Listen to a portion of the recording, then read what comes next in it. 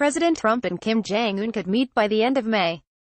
AP, North Korea has confirmed directly to the Trump administration that it is willing to negotiate with the United States about potential denuclearization, administration officials said Sunday, a signal that the two sides have opened communications ahead of a potential summit between President Trump and Kim Jong Un next month. The message from Pyongyang offers the first reassurance that Kim is committed to meeting Trump. The U.S. President accepted an offer made in March on Kim's behalf by South Korean emissaries during a meeting at the White House, but Pyongyang had not publicly commented. Has confirmed that Kim Jong Un is willing to discuss the denuclearization of the Korean Peninsula, said a senior administration official, who was not authorized to speak on the record. A second official also confirmed that representatives of North Korea had delivered a direct message to the United States, which was first reported by the Wall Street Journal. At the same time, U.S. officials cautioned that Pyongyang offered no details about its negotiating position and noted that North Korea has violated past agreements during the George W. Bush administration to freeze its nuclear weapons and ballistic missile programs. Foreign policy analysts warned that the Kim regime has long defined the concept of denuclearization differently than the United States has, seeking the removal of U.S. troops from the Korean Peninsula and an agreement that the United States will no longer protect allies South Korea and Japan with its nuclear arsenal. Previous U.S. administrations have unilaterally rejected such demands. It means the removal of the threat posed by us, not them, said Evans Revere, an Asia analyst at Albright Stonebridge Group who was a high-ranking State Department official before retiring in 2007. It's been defined as this for us on many occasions. My conclusion is this is not new. Various outlets are describing this as a major breakthrough on North Korea's commitment toward denuclearization. It's no such thing. Despite such cautionary notes, Trump surprised his aides last month when he accepted the offer from Kim during the meeting with the South Koreans and instructed his aides to arrange it before the end of May. The move came after months of bellicose threats between Trump and Kim, during which North Korea conducted several nuclear and ballistic missile tests, showing a significant advancement in its military capabilities. South Korean officials used their country's hosting of the Winter Olympics to help open a dialogue with Pyongyang, leading to the diplomatic efforts to lessen tensions. And Kim visited Beijing this month in his first trip outside North Korea since he assumed control of the country after his father, Kim Jong-il, died in 2011. Japanese Prime Minister Shinzo Abe is scheduled for a two-day visit with Trump this month at Mar-a-Lago, the president's resort near Palm Beach, Florida, to coordinate strategy between the allies.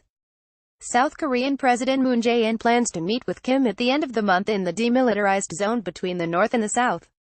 White House officials have not said where the Trump-Kim summit will be held. The agenda of the meeting is not yet known, and North Korea has not been clear about what steps it is willing to take to move toward denuclearization.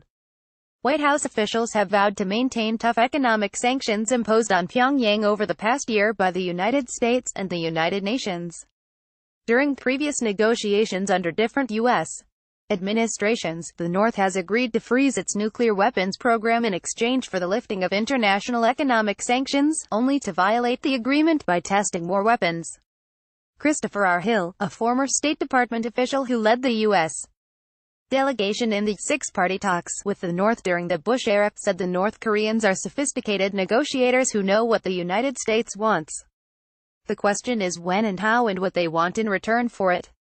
Hill said, if the notion is denuclearization where you take all the forces that threaten them off the Korean Peninsula, it's not going to work.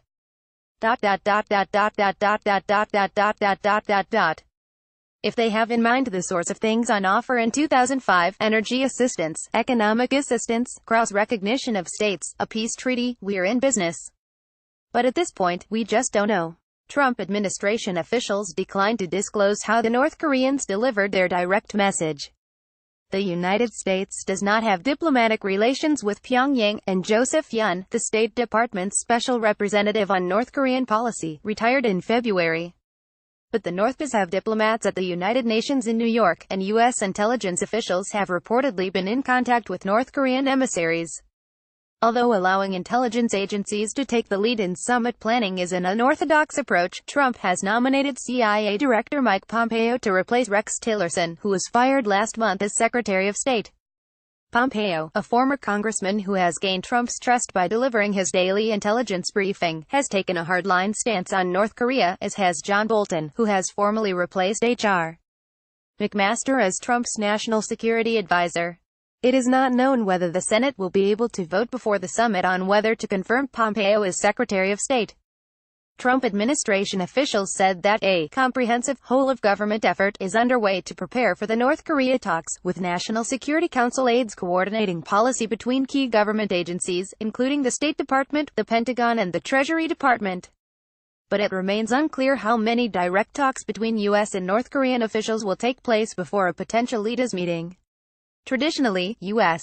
diplomats would meet with their counterparts from another country ahead of time to negotiate where such a meeting would take place and the agenda, as well as certain agreements or joint statements that could be made during the summit.